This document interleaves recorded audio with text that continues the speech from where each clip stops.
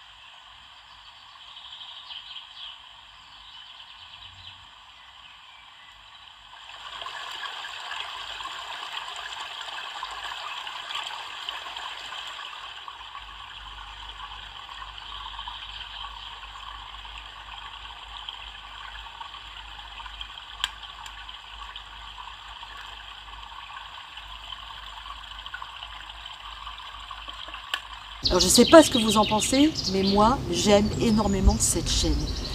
C'est d'une plénitude, d'un calme, je suis fan. Alors évidemment les recettes ne sont pas forcément faciles à adapter, mais pour autant, ça donne des idées quand on aime cuisiner à l'extérieur, et bien faire une recette au barbecue, à la plancha, ou même quand on part avec les copains en forêt, ça peut donner des idées.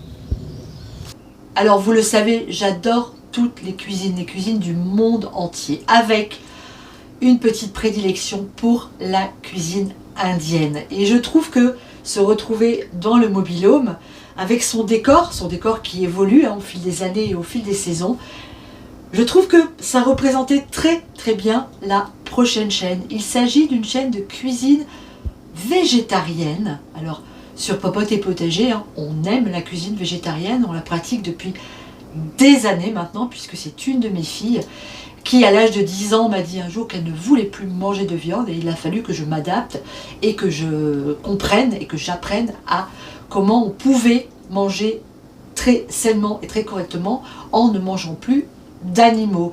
Et j'avoue qu'il a fallu que j'aille quand même à la pêche aux idées et aux recettes parce que je ne connaissais pas grand chose au végétarisme. Et cette chaîne notamment a été d'une grande aide pour moi. Il s'agit de Pankaj Sharma. C'est une jeune femme qui fait donc des recettes de cuisine indienne et végétarienne et c'est superbe. Ces recettes sont ultra simples à faire avec des épices qui en général on a dans la cuisine, hein, quand on cuisine un peu épicé, mais c'est vraiment une superbe chaîne que j'aime beaucoup. Petit extrait. Omniprésent dans la cuisine indienne, il y a 1001 façons de préparer son dal.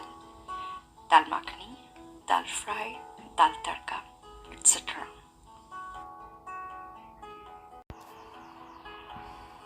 parsemer les feuilles de coriandre avant de déguster.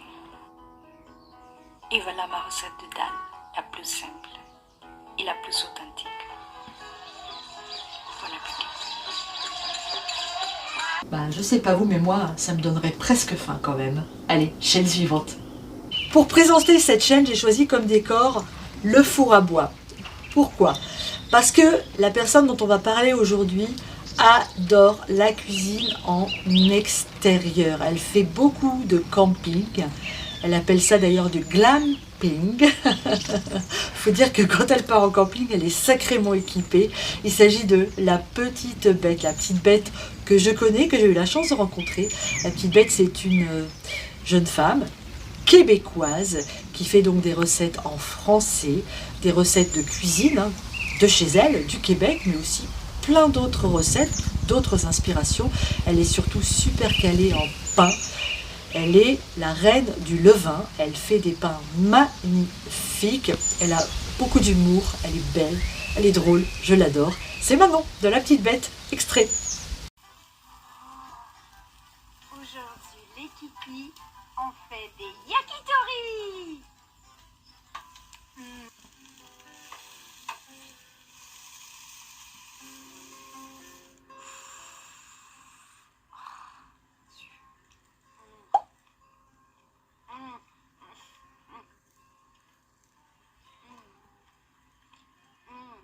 Oishi desu. Ça, c'est quelque chose que j'aimerais dire au Japon. Ça va faire presque 20 ans qu'on est allé, ça nous manque énormément. J'espère que ça vous a donné le goût de tester mes yakitori. Et sur ce, arigatou gozaimasu. Puis, sayonara. C'est excellent. Avec Manon, on s'est rencontrés puisqu'elle est venue il y a 1 an en Bretagne faire un stage de boulangerie. Vous voyez, il faut être motivé.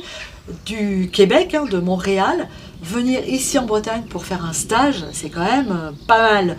Et on avait beaucoup discuté ensemble, alors on s'était dit que nous, on irait aussi la voir à Montréal à l'occasion. Mais Manon, je t'envoie un message tout spécial, je t'attends à nouveau en Bretagne, il faut que tu viennes tester mon four à bois. Allez, on continue. Quoi de mieux qu'un décor d'épices pour parler de la chaîne suivante? Il s'agit d'une chaîne de recettes asiatiques, à mon avis, la meilleure qu'on trouve sur YouTube, c'est Cooking with Morgan. Il s'agit d'une dame qui fait des recettes asiatiques. Alors je ne sais pas quelle nationalité elle a exactement, mais enfin elle couvre toute l'Asie, le Japon, la Thaïlande, la Chine. Vraiment, elle fait des recettes de tous ces pays. Elle est hyper pointue. À chaque fois que je refais une recette de Cooking with Morgan, je ne suis jamais déçue. C'est vraiment le top de la cuisine asiatique. Extrait. Bok choy fait partie des légumes couramment consommés par les Chinois, comme le chou chinois ou le choy sam.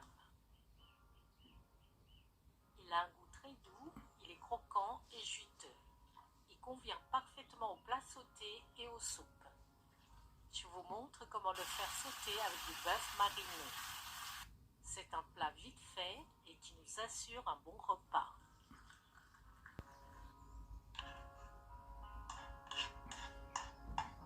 Accompagnez-les avec un bol de riz.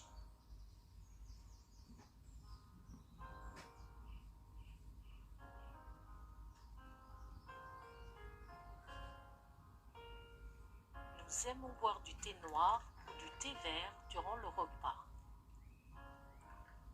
Bon appétit!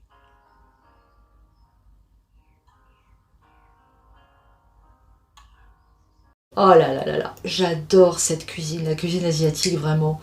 C'est vraiment dans mon top 3. J'ai réalisé son poulet du général Tao, c'est juste une tuerie. Et c'est grâce à elle aussi que j'ai appris à faire les nems, c'est vous dire. Alors super chaîne à regarder, vraiment les yeux fermés, enfin les yeux ouverts, ça sera mieux. Allez, la suivante. On se retrouve dans notre décor habituel pour parler de la dernière chaîne. Il s'agit d'une chaîne qui s'appelle Bonne App.